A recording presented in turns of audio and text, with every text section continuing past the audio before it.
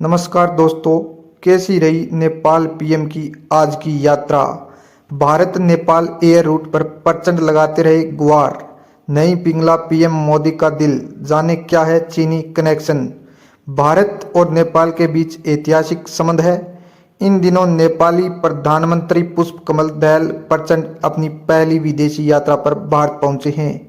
इसके बावजूद नेपाल सरकार भारत के हवाई मार्ग को न खोलने के फैसले से नाराज है। हालांकि भारत ने साफ किया है कि वह अपना फैसला नहीं बदलने वाला। भारत पहले से ही नेपाल में चीन की मौजूदगी पर आपत्ति जताता रहा है। इन दोनों हवाई अड्डों का निर्माण भारतीय कंपनियां भी कर सकती थी, लेकिन नेपाल ने चीन को चुना। ऐसे में इन हवाई अड्डों से भारत की सुरक्षा को भी खतरा पैदा कर सकता है। चीन इन हवाई अड्डों के जरिए भारत की जासूसी का काम अंजाम दे सकता है।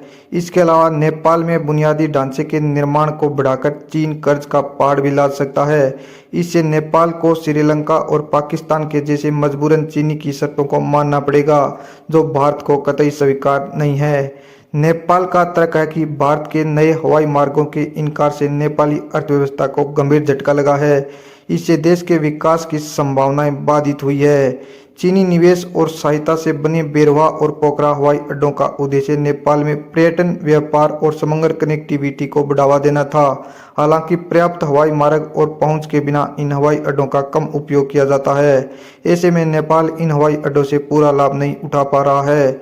इससे नेपाल को चीनी कर्ज वापस करने में भी परेशानी हो रही है। नेपाल में राजाशाही के खत्म होने के बाद प्रजातंत्र आया है, लेकिन इसमें सबसे अधिक हिस्सेदारी कम्युनिस्ट पार्टियों को मिली है, जो पहले हथियारबंद गिरोह चलाते थे। ये कम्युनिस्ट पार्टियां परंपरागत रूप से चीनी की करीब है। ऐसे में केपी शर्मा ओली जैसे नेता भारत से अधिक चीनी को महत्व दे रहे हैं। उनके ही कार्यालय में इन हवाई अड्डों का निर्माण का काम पूरा हुआ था। उस समय नेपाल की कम्युनिस्ट सरकार ने यह नहीं सोचा था कि बिना भारत के वह इन हवाई अड्डों का संचालन नहीं कर सकता। इसके बावजूद सिर्फ जिद और सनक से उसने भारत के खिलाफ जहर उगलते हुए चीन की दोस्ती कबूल की है। भारत ने नेपाल के लिए नया हवाई मार्ग खोलने से साफ इनकार कर दिया है। भारत का यह फैसला नेपाली प्रधानमंत्री पुष्प कमल दहल प्रचंड नई दिल्ली की यात्रा के बाद भी नहीं बदला। नेपाल ने भारत के इस इनकार को क्षेत्रीय विकास और सहयोग को बढ़ावा देने की प्रतिबद्धता को झटका बताया है। नेपाल का दावा है कि भारत के इस निर्णय का नेपाल की अर्थव्यवस्था पर हानिकारक प्रभाव पड़ेगा।